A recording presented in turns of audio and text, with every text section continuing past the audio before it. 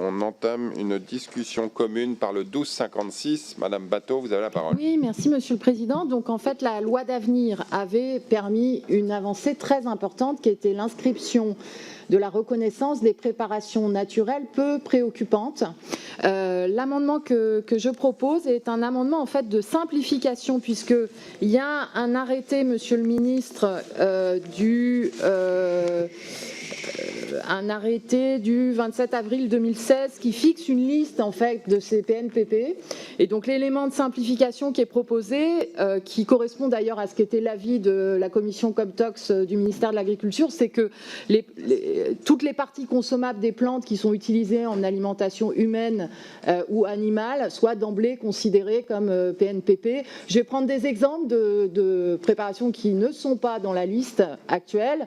La consoude, alors que tout bon jardinier sait les vertus de la consoude, ou encore la valériane, la prêle qui a un effet fongicide, sont pas dans la liste. Et donc en fait, plutôt que d'avoir à changer la liste, on pourrait considérer d'emblée que ce qui est utilisable en alimentation humaine, c'est une PNPP. On continue avec le 1485, Monsieur Ruffin. Oui, donc ça va exactement dans le même sens. Là, ça nous était proposé par la Confédération paysanne. Et il s'agit là d'élargir la liste des substances naturelles à usage biostimulant. Donc, ça a été cité par Mme Batho. Le prêle, tout ce qui est à base de prêle, de fougère ou encore de vinaigre blanc, ce qui peut être utilisé sous forme d'extrait fermenté, de décoction, d'infusion, de macération. Il est évident qu'on se retrouve quand même dans une situation un peu paradoxale, où on veut interdire ou diminuer l'usage des produits phytosanitaires, et où là on a des alternatives qui sont disponibles et où on ne permet pas aux paysans de les utiliser. En fait, un certain nombre d'entre eux les utilisent quand même, mais sont dans l'illégalité. Donc ça serait bien de conformer la loi à une pratique, et une pratique qui ne date pas d'aujourd'hui, mais qui est une pratique historique. Merci. Avant de passer à l'amendement suivant, j'ai besoin d'une seconde avec le ministre et le rapporteur. Monsieur Goudfarb, vous pouvez présenter l'amendement, mais je me vois dans l'obligation de déclarer le sous-amendement irrecevable parce que vous ne pouvez pas déposer un sous-amendement à votre amendement. Donc, si vous êtes signataire du premier. Donc, vous présentez le 1934, mais le sous-amendement n'est pas recevable. Merci Monsieur le Président. Cet amendement 1934 vise à mettre en place une réglementation adaptée à la reconnaissance des préparations naturelles peu préoccupantes. L'objectif à long terme étant la diminution de l'utilisation des produits phytopharmaceutiques. Ainsi, il est donc nécessaire de développer des alternatives.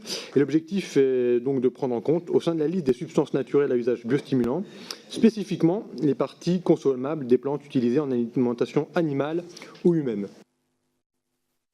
Merci. Monsieur le rapporteur, votre avis sur ces trois amendements? Alors, j'ai reçu en audition Aspro PNPP au cours du cycle d'audition que j'ai pu mener, et aujourd'hui sont considérés comme des PNPP à usage biostimulant, une liste de plans médicinaux définie par arrêté ministériel. Et c'est un décret qui fixe les conditions de reconnaissance de ces produits. Il fixe notamment l'obligation d'un avis de l'ANSES pour étendre la liste de cet arrêté. Il serait sans doute opportun que cet arrêté évolue pour augmenter le nombre de végétaux reconnus comme des PNPP. Cette mesure semble d'ordre réglementaire, sagesse. Oui, aujourd'hui, l'ANSES ne recommande pas de livrer en bloc l'ensemble des 546 espèces.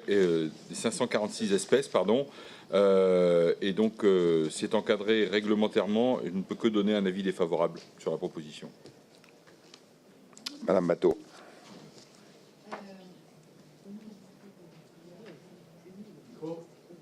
Pardon.